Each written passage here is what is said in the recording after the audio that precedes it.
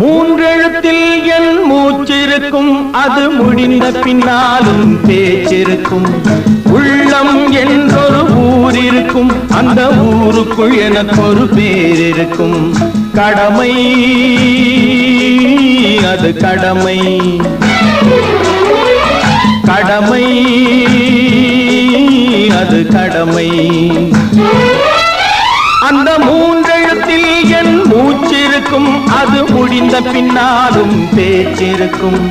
உள்ளம் என்றொரு ஊர் இருக்கும், அந்த ஊருக்குள் எனக்கு ஒரு பேர் இருக்கும்.